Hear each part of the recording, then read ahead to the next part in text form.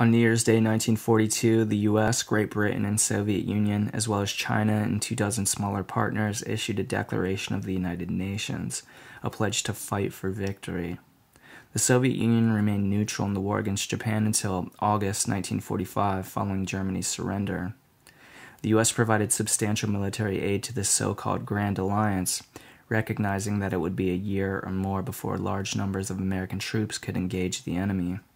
Meanwhile, Lend-Lease would help British, Chinese, and especially Soviet armies keep fighting. Because Soviet forces engaged nearly two-thirds of all German troops until 1944, Roosevelt and Churchill promised Stalin as soon as possible to open a second front against Germany by invading Western Europe. Meanwhile, US and British naval and ground forces, with an assist from China, would hold a defensive line against Japan until German defeat appeared certain.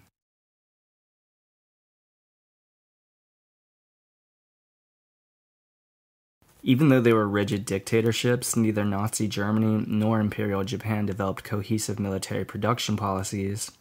In Berlin and Tokyo, government agencies, the armed services, and private industrialists constantly bickered over which weapons to produce and how to distribute vital supplies. In their distinct ways, the US, Soviet Union, and Great Britain implemented much more successful policies to maximize military production.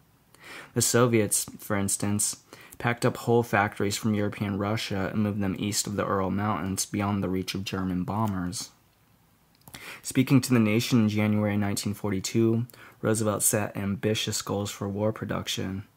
Scoffing at advisors who wanted these goals kept secret, he boasted, quote, "I believe these figures will tell the enemy what they are up against and erode their morale," end quote. During the next 4 years, the U.S. spent $300 billion on war production. The share of gross national product devoted to military spending rose from 2 to 42%. To mobilize industry, labor, capital, and public support for the war, FDR created agencies that resembled those used to fight the Depression. These were loosely supervised by the War Production Board. Most war orders went to large manufacturers such as General Motors, Ford, General Electric, and U.S. Steel. 1/2 of all contracts went to the 33 largest corporations.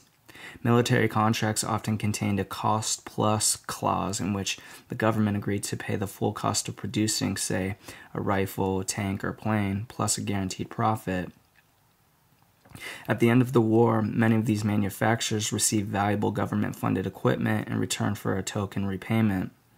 Secretary of War Stimson believed this was the most sensible policy because to fight a war in a capitalist country, quote, "You have to let business make money out of the process or business won't work," end quote.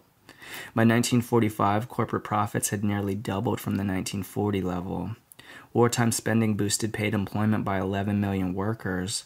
They included 3.5 million who came of age during the war and 7.5 million first-time adult workers, half of them women. With full employment, families began saving money for the first time since the early 1930s. In fact, savings increased tenfold during the war years to $29 billion. Farm income also surged. The number of families with annual incomes below $2,000 fell by half, while those earning more than $5,000 increased fourfold.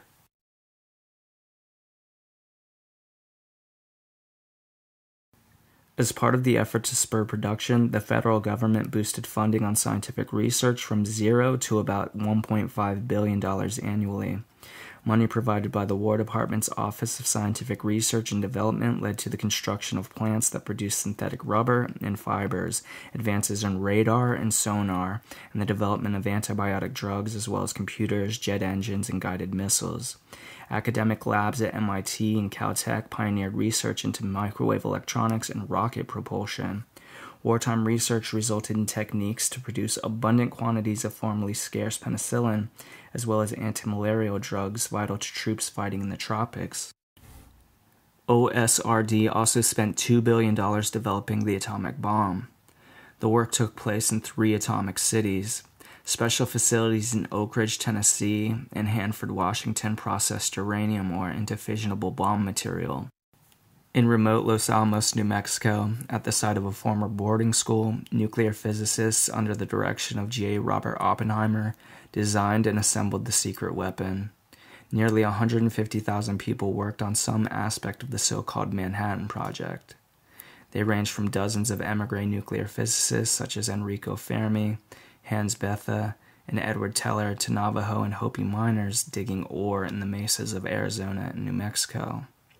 In July 1945, their efforts culminated in the successful test of the atomic bomb in New Mexico. After the war, Los Alamos became one of several federal laboratories that conducted both military and civilian research.